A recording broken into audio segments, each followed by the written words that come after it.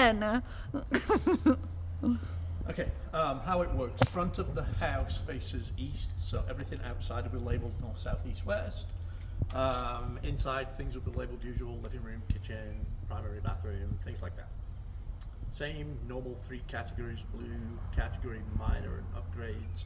Upgrade here would be a little bit more insulation. It's really not bad, but it's not up to current standards. Orange category, something you will want to speak to a specialist about, and a specialist would be like plumber, roofer, electrician. Red category, significant or safety. Got a couple of safeties to point out, so I'll point those out when I get to them. Okay, so right behind where my camera lady is pointing, there's a little bit of wood drop on that garage door trim. Got a couple of damaged window screens, and then that addition, the patio, the enclosed patio there, a lot of the windows need painting, and there's quite a bit of wood rot on some windows in the back of the house too. Which they've already agreed to fix. Okay. Roof looks mostly fine. It just needs a tune-up. There's some exposed nail heads and things like that that just need sealing. The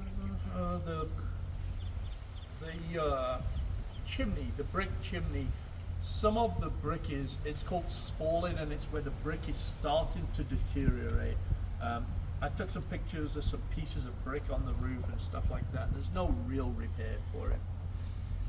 And then the chimney cap itself, the concrete cap, has got some cracking in it. It just needs to get sealed up at this point. There's some holes in the garage ceiling that need to get fixed, and some damaged drywall. There's one hole up there and then a hole in the drywall. We already know about the foundation separating on the corner of the garage. They're starting on the 8th floor to begin installing the piers. Okay, it's already had piers too. Okay, yes, we saw that. Panel damage, garage door, it's deteriorated up at the top and down at the bottom. A lot of peeling paint and damage and stuff like that. The floor sensors are too high. They are 9 inches off the ground. They should be 4. And then the auto reverse sensor did not work on that door. It worked fine on this one. It did not work correctly on that one. Did not work on this one. No. Missing GFIs in the garage. There is one in there, but the original outlets are not GFI protected. And then the door between the house and the garage does not meet separation requirements. It's a hollow core door, so it's an interior door, and it should be treated like an exterior door. Furnace is old. I think it's 26 years old from memory, but that'll be in my report, so it is past life expectancy. And you're coming back out. We're finding out when the gas is being turned We'll on. figure that out once we've got gas. Right. There is a wall heater in the garage. The gas line's disconnected from it, but we don't have gas anyway, so can't test it. We don't usually test those anyway, but it is disconnected. Good. But just as a cautionary thing, the actual vent, if you do decide to connect it and use it, the vent terminates in the attic. It does not go out through the roof. There's like an electrical hum coming from the furnace too. Fireplace, it's a wood burner. It just needs to get cleaned annually. The furnace and water heater share a flue, and it's touching the roof sheathing. It should have a 1-inch clearance. I've got one ceiling fan in the primary bedroom that's out of balance, and then the ceiling fan in the living room I can't get to turn on. I've pulled the chain and I've flipped every switch. So unless there's a hidden switch somewhere that I didn't find, I couldn't get that fan to work. One of the safeties is the electrical panel. When they installed it, they broke a bunch of sheetrock around it, and then they cut some sheetrock away so wires are exposed and kids can stick their fingers in there.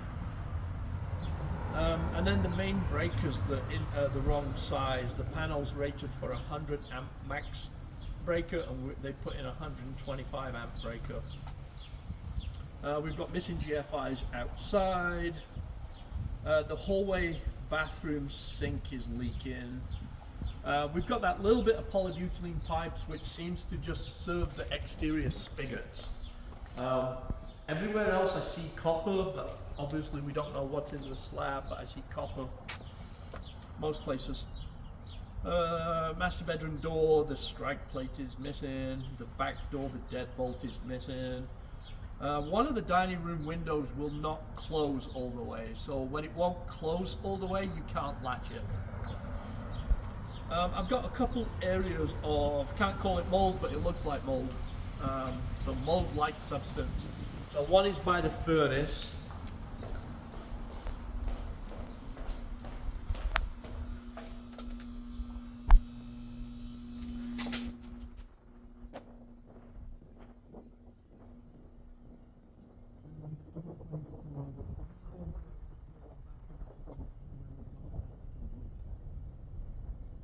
The countertop in the kitchen's got a couple of chips on it.